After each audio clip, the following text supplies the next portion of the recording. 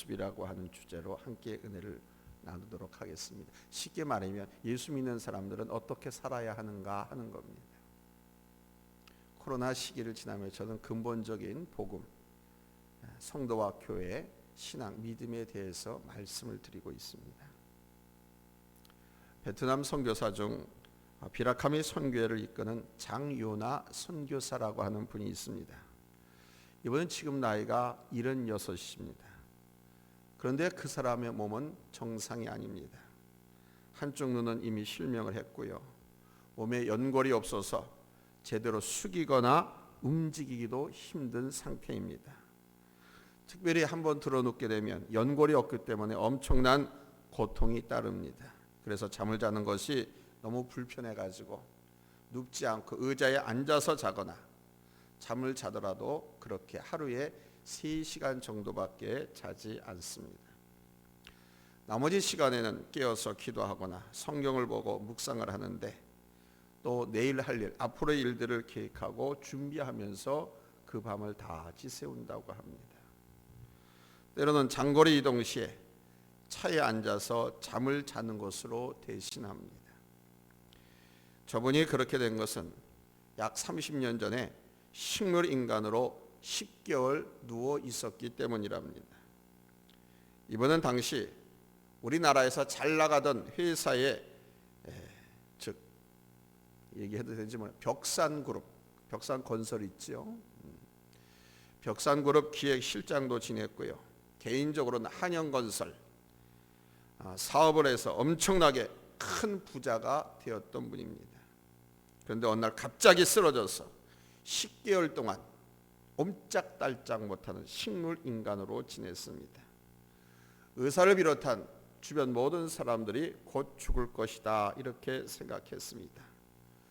그러나 이분은 그때 그 침대에 누워서 하나님 앞에 진실하게 회개하고 하나님께서 살려주시기만 하면 이제 남은 일생은 덤으로 사는 것이라 생각하고 주를 위해 살겠습니다 이렇게 작정하며 회개를 했다고 합니다. 그런데 하나님께서 회복시켜 주셔가지고 일어나게 되었다고 합니다. 그러나 그 후유증으로 한쪽 눈을 실명하게 되었고 몸의 연골이 다 없어졌다고 합니다.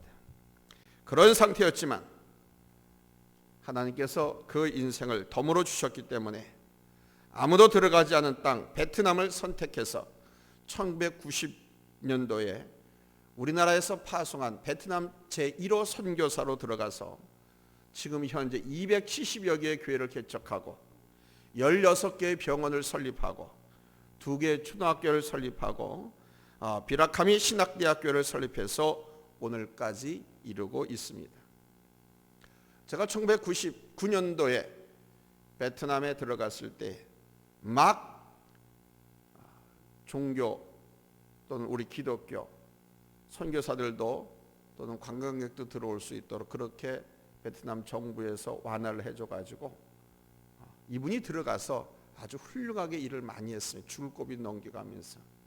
그래서 이분의 영향으로 제가 5분의 우리 목사님들과 함께 베트남, 캄보디아, 라오스, 배낭 선교를 갔을 때 아주 많은 덕을 받습니다. 이분의 덕입니다.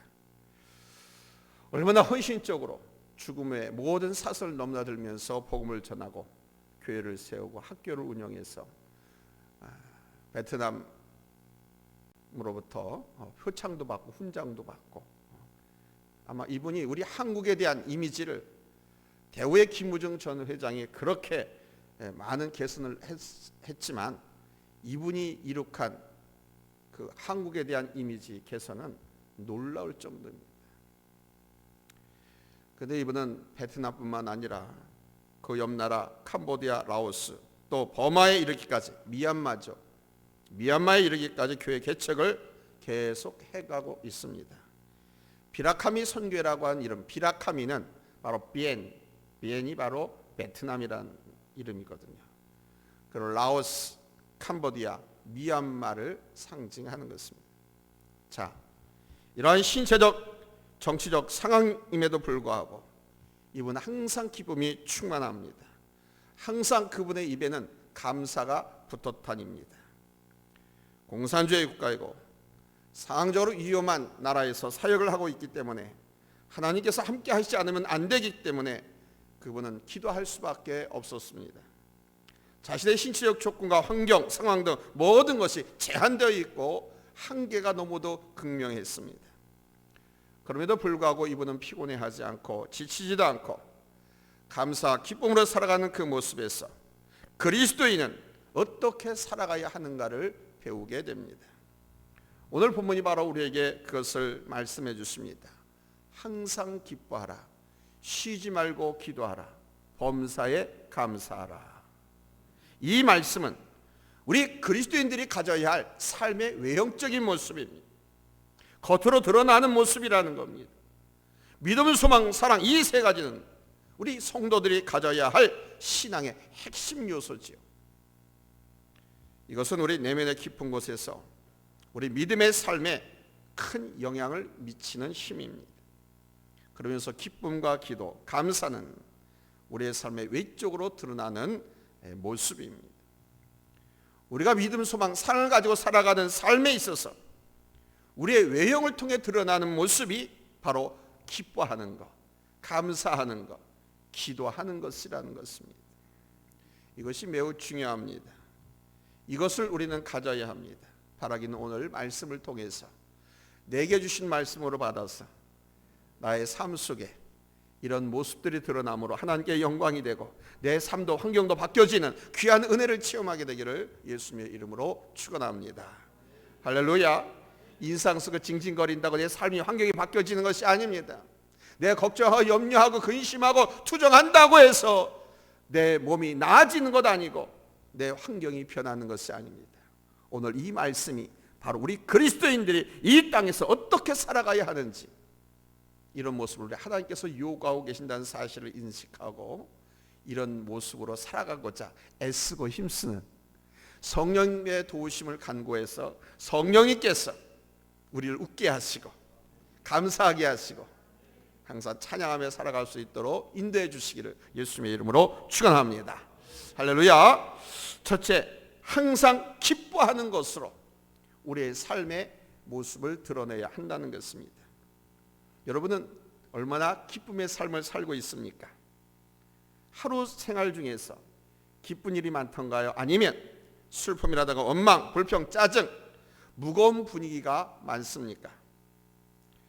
언젠가 여러분에게 제가 한번 통계를 말씀드린 적도 있는데 우리 인생이 사는 동안에 하는 일을 시간으로 계산해 놓은 것이 있습니다. 제가 한번 읽어드릴게요. 인생 70살을 기준으로 했을 때 잠자는데 23년을 보내고요, 양치질하고 씻는데 2년, 일하는데 26년, 화장실 가는데 1년, 거울 보는데 1년 반, 기다리는데 3년, 차 타는데 6년, 신문 보는데 2년 반, TV 보는데 4년, 화내는데 2년, 웃는 데는 88일. 화나는 데는 몇 년? 2년. 웃는 데는 몇 년? 88일. 웃는 시간은 불과 88일. 거리에도 나가보면 많은 사람이 지치고 피곤한 기색을 띠고 습관과 의무감에 일하며 살고 있습니다. 저녁 퇴근 시간 무렵에 사람들의 얼굴을 관찰해 보면 아주 밝고 즐거운 마음으로 앉아있는 사람들이 많지 않습니다. 환경이 좋고 삶의 여건이 많이 좋아졌음에도 불구하고 오늘 이 세대는 기쁨이 없습니다. 왜 기쁨이 없을까요? 왜 항상 그렇게 세상 모든 십자가는 자기 혼자 지고 가는 것처럼, 세상 모든 걱정 근심을 다 내가 끌어안는 것처럼 그렇게 살고 있을까요? 바로 더 나은 삶, 더 나은 업적, 성공에 대한 스트레스, 곧 욕심으로 인한 짐 때문입니다. 그리고 자들과 관계의 갈등 속에서 오는 슬픔 때문입니다. 아니 목사님, 그것 때문이 있지만요, 지금은요 대통령하고 정치꾼들 때문에 그래요. 이렇게 말하는지도 모르겠어요. 맞습니다. 외부에서 오는 환경적 영향으로 우리가 그렇게 웃지 못하고 기뻐하지 못하고 감사하지 못하고 살고 있습니다. 또한 이렇게 우리가 기뻐하지 못하는 이유 중 하나는 헬라 철학의 영향 때문이기도 합니다. 헬라 철학의 대표 주자가 플라톤과 아리스토텔레스죠. 저들은 이렇게 생각하고 당시의 시민이라든가 제자들을 가르쳤습니다. 그의 저서를 통해서 또한 그렇게 피력했습니다. 뭐냐? 우리 인간들은 희극을 보는 눈으로 사물을 볼 때마다 비극을 보는 눈으로 사물을 볼 때 더 존경받는 인물이 된다. 희극은 인간을 천하게 보도록 만들지만 비극은 인간을 고귀하게 보도록 한다. 바로 이 헬라적인 사고의 영향으로 어두운 면, 슬픈 비극, 죄, 타락을 고상하게 보므로 웃음을 잃어버리게 한 것입니다. 그냥 웃으면 조금 부족한 사람처럼 생각. 뭐 법정에서나 어디서 뭐 할 적에 요즘 젊은 아이들이 잘 웃습니다. 그 왜 웃냐고 하면서 시비를 걸고 야단을 쳐요. 바로 이런 영향을 받았기 때문에 그렇습니다. 이런 세상과 이 세대를 향해서 우리 하나님은 항상 기뻐하라고 명령하십니다. 항상, always입니다. 이 항상이라고 하는 말은 헬라어로 판토테라고 합니다. 판토테라고 하는 이 말, 항상이라는 말은 be joyful always. 어떤 경우에도 어떤 어려움이 있더라도 기뻐하라는 말씀입니다. 슬픔이 밀려올 때 슬픈 감정에 빠지지 않는 사람은 비정상적인 사람입니다. 그러나 그 슬픔 속에 잠겨서 거기 붙잡혀 있으면 안 되죠. 지혜로운 사람은 슬픔의 의미를 알고 그 슬픔을 승화시킬 줄 알아야 합니다. 폭풍 후에는 반드시 맑은 하늘이 드러나게 되어 있습니다. 그 맑은 하늘, 폭풍 후에 드러날 맑은 하늘을 볼 수 있는 지혜를 성도들은 가져야 합니다. 그래서 야고보서 4장 9절로 10절에서 하나님 말씀합니다. 슬퍼하며 애통하며 울지어다. 너희 웃음을 애통함으로 너희 즐거움을 근심으로 바꿀지어다. 주 앞에서 낮추라. 그리하면 주께서 너희를 높이시리라. 여기에 놀라운 지혜가 담겨 있습니다. 높임받기를 원하거든 먼저 낮추라는 거죠. 겸손하라는 거죠. 아멘. 기뻐 웃고 싶으면 우리의 웃음을 애통으로 바꾸라는 겁니다. 무슨 말입니까? 하나님 앞에 그렇게 간절하게 울부짖고 기도하라는 거예요. 하나님 앞에서 울부짖고 기도하면 하나님께서 우리로 하여금 삶 속에서 웃게 만들어 주신다는 거예요. 아멘. 희극이나 코미디 프로 보고 웃지 않아도 하나님께서 우리의 삶 속에서 우리로 하여금 너무 기뻐서 감사해서 웃게 만들어 주신다. 할렐루야. 장연하 선교사의 순수한 기쁨은 정말 경이롭습니다. 신체적으로 그분은 너무 힘든 몸을 가졌습니다. 밤에 잠도 편히 잘 수가 없습니다. 몸의 연골이 다 빠져나갔기 때문에 들어놓으면 너무 아파, 너무 고통스러워서 누울 수도 없습니다. 잠이 들어도 잠깐, 깊이 오래 잘 수가 없습니다. 그럼에도 불구하고 그분은 늘 기쁨이 충만했습니다. 하나님의 은혜가 너무나 감사하기만 하다고 늘 그는 입버릇처럼 말합니다.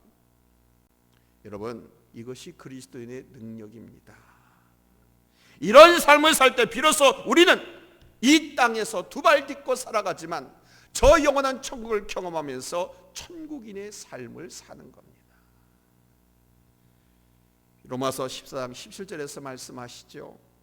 하나님의 나라는 먹는 것과 마시는 것이 아니요 오직 성령 안에 있는 이와 평강과 희락이라.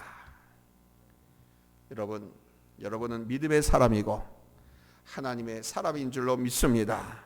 나는 하나님의 자녀요, 나는 믿음의 자녀인 줄로 믿습니다. Be happy, enjoy this joy. 기뻐하십시오. 기뻐하십시오. 하나님의 자녀된 기쁨, 하나님이 나의 아버지가 되시고 나는 망할래야 망할 수 없고 나는 반드시 승리하고 나는 반드시 일어선다. 아멘. 여러분, 이 믿음을 가지고 기쁨을 누리십시오. 아멘. 할렐루야. 되는 거, 잘 되는 거, 좋은 것을 생각하면 기쁨이 넘치잖아요. 하나님께서 말씀하시고 하나님께서 약속하셨는데 왜 좁니까? 왜 긴장합니까? 왜 포기하고 절망하고 한탄합니까? 기뻐하십시오. 아멘. 할렐루야. 이것이 우리가 가져야 할 구원받은 성도의 외적인 삶의 첫 번째 모습입니다. 두 번째는 쉬지 말고 기도하는 것입니다. 쉬지 말고 기도한다라고 하는 이 말씀의 뜻은 늘 기도하는 마음으로 산다는 것을 의미합니다.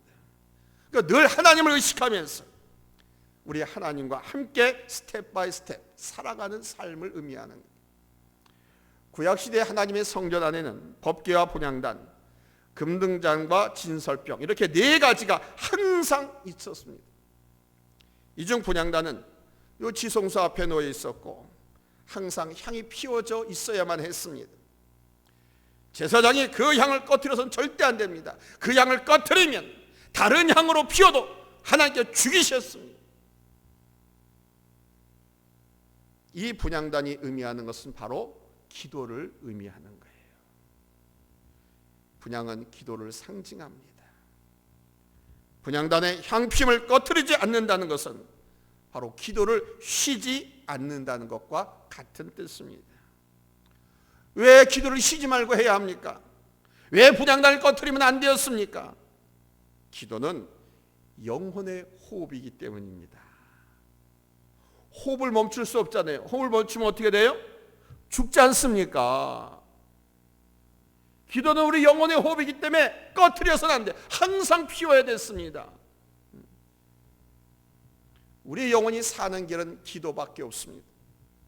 내가 기도하는 만큼 내 영혼이 생명을 얻고 힘을 얻게 되는 거예요. 기도합시다. 기도합시다. 할렐루야. 그리고 기도는 하나님과의 교제입니다. 하나님과 교제하고 소통하는 길을 우리 하나님께서 바로 이 기도라고 하는 방편을 통해서 열어놓으신 겁니다.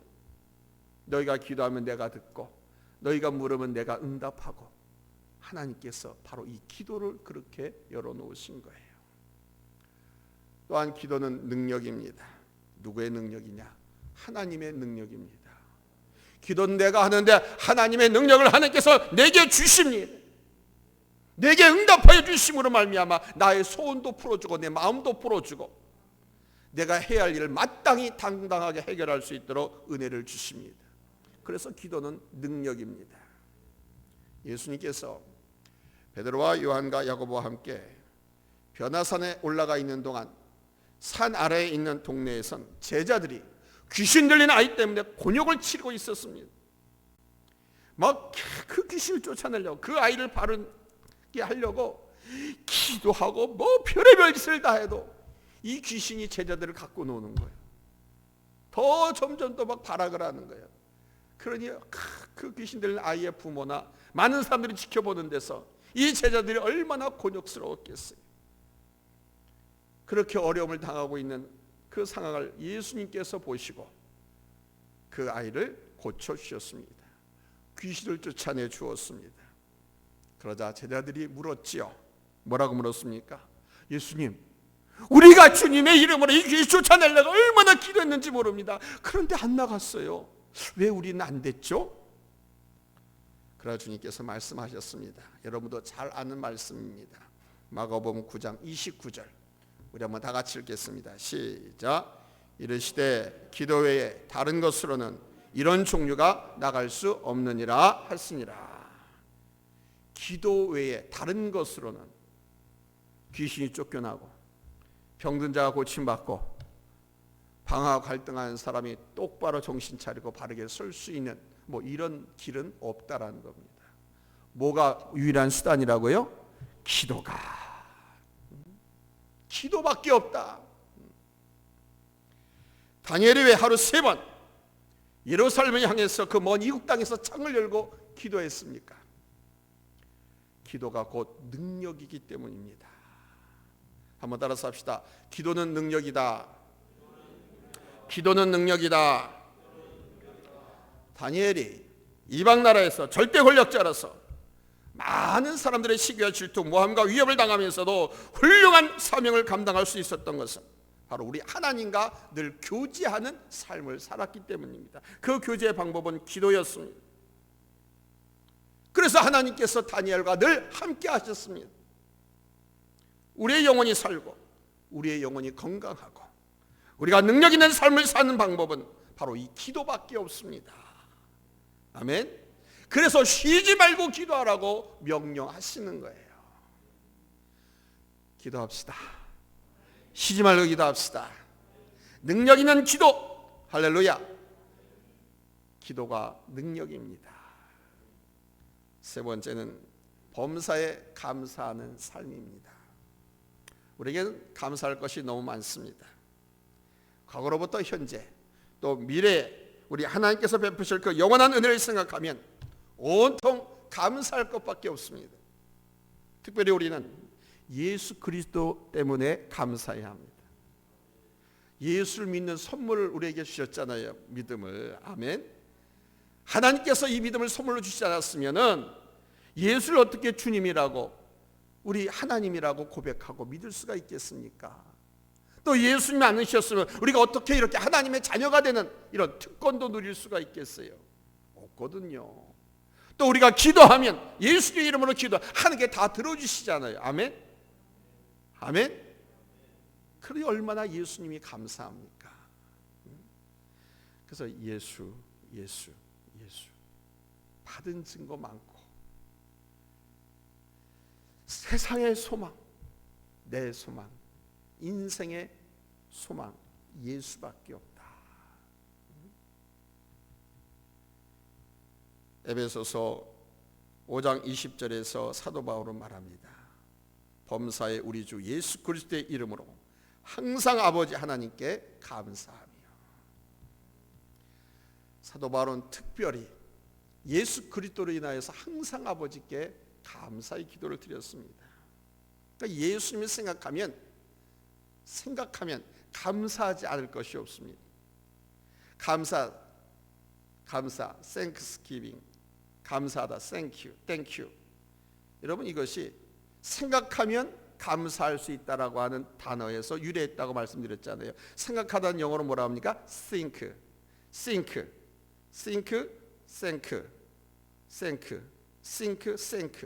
모음 하나만 틀려요. 그러니까 think에서 생각하다에서 thank you 이 단어가 나왔다라고 하는 거 여러분 잘 알고 계시지 않습니까? 그러니까 생각해보면 온통 감사거리. 할렐루야. 아멘. 예수님 때문에 오늘 내가 있고 예수님 때문에 앞으로 영원히 우리가 있게 됩니다. 저 천국까지도.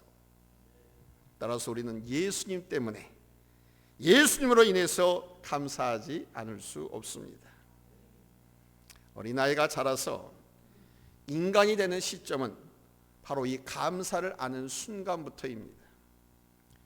감사를 모르는 단계까지는 사람의 몸을 가졌어도 아직까지 그는 사람이 아닙니다. 감사를 아는 사람은 결코 짐승 같은 짓을 하지 않습니다. 은혜를 모르면 사람도 아니라고 하잖아요. 이 말씀이 그 말씀입니다. 감사를 아는 사람은 절대로 짐승 같은 짓 하지 않습니다. 그래서 믿음의 사람은 감사부터 가르친다라고 하는 속담이 있습니다. 왜냐? 감사할 줄 알 때 비로소 인간이 되기 때문에 그렇습니다. 그리고 이 감사에서 삶의 크기와 삶의 의미를 갖게 되기 때문입니다. 그래서 우리의 은혜의 크기는 십자가의 크기입니다. 이 십자가의 크기가 뭐냐? 바로 감사의 크기라는 것입니다. 십자가를 통해서 하나님의 은혜에 내가 얼마나 감사하느냐에 따라서 우리의 은혜 삶의 크기가 달라진다는 거예요. 여러분의 삶의 크기를 더하려면 이 감사의 크기를 더하십시오.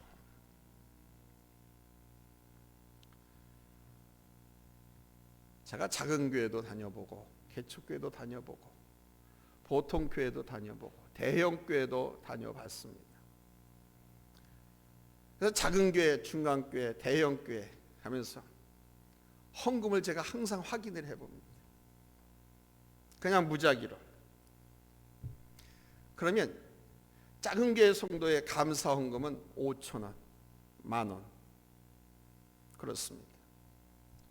보통 중형교회 성도들의 감사 헌금 봉투 평균적으로 제가 아무같이 집어서 달라보면 2만 원, 3만 원 그렇습니다. 근데요, 이 동산교회나 성석교회나 서울의 대형교회 이런 데 집회 가서 올라오는 헌금을 무작위로 집어 딱 봤더니 수표가 들어가 있어. 수표가 들어가 있어, 이 사람들이.